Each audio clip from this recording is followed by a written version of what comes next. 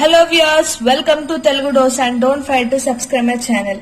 ఇవాళ నేను most requested video అయిన degree first year classes to start చేయబోతున్నాను. ఆల్రెడీ నేను డిగ్రీ ఫస్ట్ ఇయర్ కి సంబంధించి సిలబస్ గురించి ఒక వీడియో చేశాను. దాని ద్వారా మీకు దీంట్లో ఏవే సిలబస్ ఉన్నాయో, ఏవి ఇంపార్టెంట్ టాపిక్స్ మీకు తెలుస్తాయి. సో ఆ లింక్స్ అనేవి డిస్క్రిప్షన్ లో పెడతాను, do watch it. So first మనం ఇంట్రొడక్షన్ చూద్దాం. డిగ్రీలో మనకి సేమ్ అకౌంట్స్ మనం ఇంటర్ లో చదువుకున్నదే ఫస్ట్ రివిజన్ అనేది ఉంది. సో ఫస్ట్ మనం అకౌంటింగ్ అనేది ఏంటో తెలుసుకుందాం. మీ అందరికి తెలుసు what is accounting. The definition of accounting.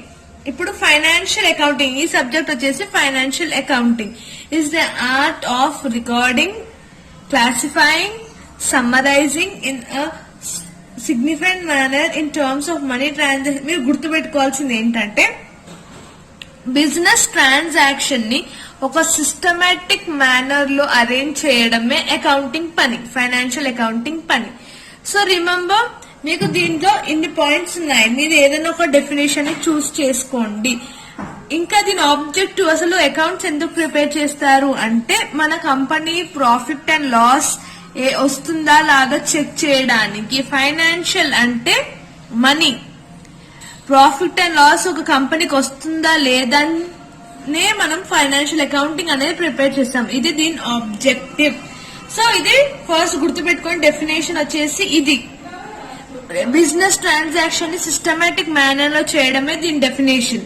Object, అసలు దీన్ని ఎందుకు ప్రిపేర్ చేస్తున్నాం అంటే, మన కంపెనీ ప్రాఫిట్ అండ్ లాస్ తెలియడానికి మనం దీన్ని ప్రిపేర్ చేస్తున్నాం. ఇవి 2 ఇంపార్టెంట్ పాయింట్స్. సో ఇప్పుడు ఆబ్జెక్టివ్స్ ఆఫ్ అకౌంటింగ్ నేను మీకు ఆల్రెడీ చెప్పాను, to know the profit and loss of the company. But మీకు ఒకవేళ 5 మార్క్స్ గనక ఈ ఆన్సర్ వస్తే మీరు 3 ఇంపార్టెంట్ పాయింట్స్ అనేది కవర్ చేయాలి. ఫస్ట్ మనం వచ్చేసి to ascertain whether the business ఇది ప్రాఫిట్ వస్తున్నాయా రాదా అని చెక్ చేసుకోవాలి. So accounting help, so profit and loss ఉన్నాయా లేదా చెక్ చేస్తుంది. It helps in knowing the business earn profit or suffered loss during accounting period లో ప్రాఫిట్ వచ్చిందా లేదా చెక్ చేస్తుంది. దీని వల్ల మనకి మన బిజినెస్ ఐడియా వస్తుంది. ప్రాఫిట్స్ వస్తే ఎక్కువ ఇంక్రీజ్ చేయాలి, లాస్ వస్తే ప్రాఫిట్స్ ఏ విధంగా రావాలో ఇవన్నీ అనేవి మనకు తెలుస్తుంది. Net profits or net loss ఇది అనేది మనకు తెలుస్తుంది దీని ద్వారా. సెకండ్ పాయింట్ వచ్చేసి to ascertain the financial position of the company. Yes, financial position statements అంటే ఏంటి? Balance sheet. మనం ఫైనాన్షియల్ అకౌంటింగ్ లో బ్యాలెన్స్ షీట్ చేస్తాం లాస్ట్ కి.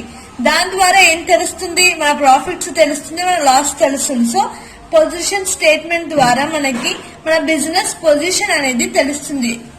దాని నేచర్ ఏ విధంగా ఉంది, అసెట్స్ ఎక్కువ ఉన్నాయా, లయబిలిటీ పెంచాలా, లేదా వెదర్ సాల్వెంట్ ఉందా, వెదర్ బిజినెస్ కి ట్రేడింగ్ అనేది సరిగ్గా ఉన్నాయా, ఇవన్నీ డీటెయిల్స్ అనేవి మనకి ఫైనాన్షియల్ అకౌంటింగ్ ద్వారా తెలుస్తుంది. థర్డ్ పాయింట్ వచ్చేసి జనరేట్స్ ఇన్ఫర్మేషన్. ఇవన్నీ చేస్తే మనకి ఇన్ఫర్మేషన్ అనేది వస్తుంది. దాని ద్వారా మన బిజినెస్ ప్లానింగ్స్ అనేవి, కంట్రోల్ అనేది, పర్ఫార్మెన్స్ అనేది చెక్ చేస్తాం. ఇప్పుడు ఫైనాన్షియల్ అకౌంటింగ్ లో ఇప్పుడు ప్రాఫిట్ సపోజ్ మీకు 2 lakhs వచ్చింది, లాస్ట్ ఇయర్ ఏమో 1,50,000 వచ్చింది. సో ఇప్పుడు ఈ ఇయర్ అకౌంటింగ్ ఇయర్ లో మనకి ప్రాఫిట్ అనేది ఇంక్రీజ్ అయింది. దేని ద్వారా తెలుస్తుంది ఇది ఇంక్రీజ్ అయిందని? మనం ఫైనాన్షియల్ అకౌంటింగ్ చేస్తేనే మనకి లాస్ వస్తుందో ప్రాఫిట్ వస్తుందో తెలుస్తుంది. సపోజ్ ఒకవేళ లాస్ వచ్చింది అనుకోండి, దాంట్లో ప్లాన్స్ చేస్తారు. ఇప్పుడు ప్లాన్స్ కానీ ఏ విధంగా పర్ఫార్మెన్స్ ఇంక్రీజ్ చేయాలి, డెసిషన్స్ ఏ విధంగా చేయాలో దీని ద్వారా మనం తెలుసుకుంటాం. So these are the 3 important objectives of financial accounting. ఇప్పుడు మనం ఫంక్షన్స్ ఆఫ్ అకౌంటింగ్ చూద్దాం. ఇప్పుడు అకౌంటింగ్ అంటే మీకు ఆబ్జెక్టివ్స్ అయినా ఫంక్షన్స్ అయినా 2 are important answers which to be revised. So first వచ్చేసి systematic record of business transaction అని మీకు ఆల్రెడీ చెప్పాను. బిజినెస్ ట్రాన్సాక్షన్ ని సిస్టమేటిక్ గా రికార్డ్ చేయడమే ఫైనాన్షియల్ అకౌంటింగ్ పని. Next protecting the property of business. దీని ద్వారా ఏమవుతుందంటే, మన అసెట్స్ కానీ కరెక్ట్ ఉన్నాయా లేదా, అవైలబుల్ గా ఉన్నాయా లేదా, ఇవన్నీ అనేవి మనకు తెలుస్తాయి. ఇది one of the protection to the property of the business. Next communicating results to the interested party. ఇప్పుడు దీని ద్వారా ఏమవుతుందంటే, ఫైనాన్షియల్ యాక్టివిటీస్ అనేవి మనం డిఫరెంట్ పార్టీస్ తోటి కమ్యూనికేట్ చేయడానికి వస్తుంది. ఒకవేళ లాస్ వస్తే ఏ విధంగా లాస్ వచ్చిందని ఎంప్లాయీస్ గురించి కానీ, ఎంప్లాయీస్ తోటి కానీ, రీసెర్చ్ వాళ్ళకని చెప్పడానికి వస్తుంది. సో కమ్యూనికేషన్ అనేది రిజల్ట్స్ వస్తే అవుతాయి ఎవరికి? Owners, creditors, investors, employees, government, public, వీటందరికి. Next complaints with legal requirements. Accounting system ద్వారా మన లీగల్ రిక్వైర్మెంట్స్ కూడా కంప్లీషన్ అవుతాయి. లైక్ బిజినెస్ వాళ్ళకి income tax returns, sales returns ఇవన్నీ ఉంటాయి. సో మనం బ్యాలెన్స్ షీట్ ద్వారా దాని ద్వారా మనం ఎక్కడెక్కడ పే చేయాలో కరెక్ట్ పేమెంట్స్ కూడా అవుతాయి. Next stewardship. In case of companies, the management is entrusted with the resources of enterprises.